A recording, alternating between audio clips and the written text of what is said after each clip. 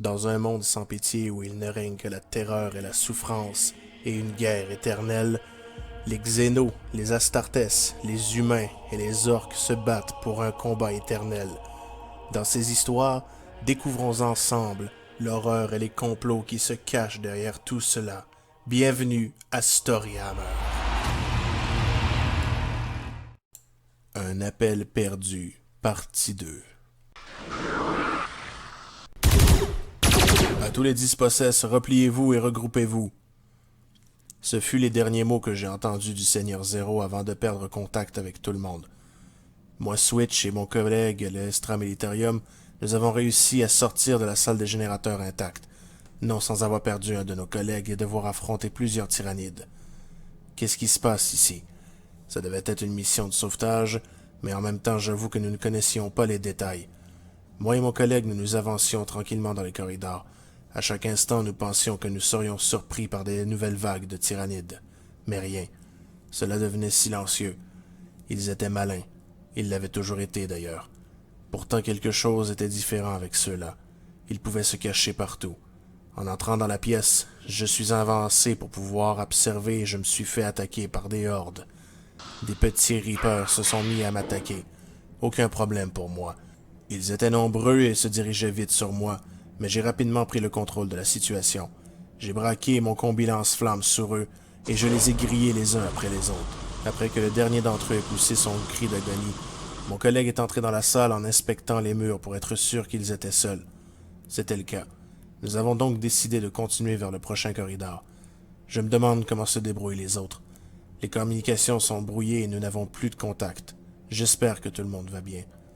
Au même moment, quelque part dans les corridors, 2 extramilitariums de notre groupe étaient en train de se disperser dans les corridors.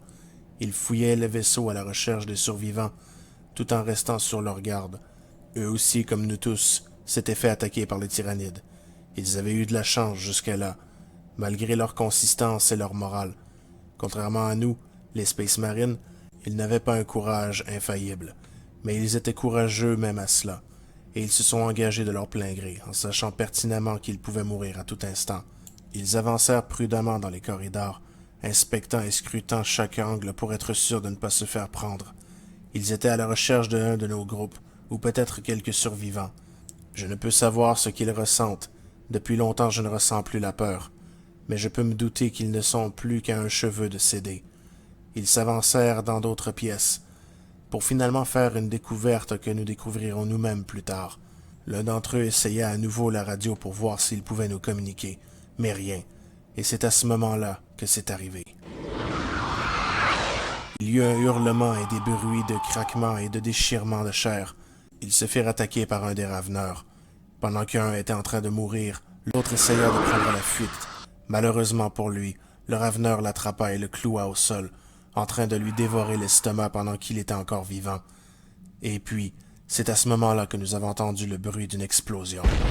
Nous avons été secoués, en nous disant que l'explosion ne venait de pas loin, mais cela était le cadet de nos soucis, car derrière nous, le sol tremblait. Des bruits de métal abruissants et déchirants étaient en train de se faire entendre.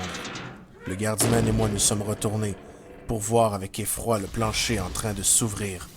Quelque chose essayait de s'en extirper, et cette chose nous voulait clairement du mal. Puis, en un instant, le plancher céda. Une immonde créature en sortit, bien plus grande que la pièce ne semblait pouvoir lui permettre d'être. À l'œil et à mes connaissances, je reconnus la créature comme un Trigon Prime, une créature extrêmement puissante. Et malgré ma puissance et ma connaissance dans les arts du combat, nous n'étions clairement pas en mesure de nous affronter seuls à cette créature. J'ai poussé le gardiman vers en avant en lui hurlant de courir. Je le suivais de pas très loin, et cette chose était derrière nous. Les corridors étaient clairement trop petits, mais cela ne la dérangeait pas. Les Trigons sont habitués de creuser sous la terre.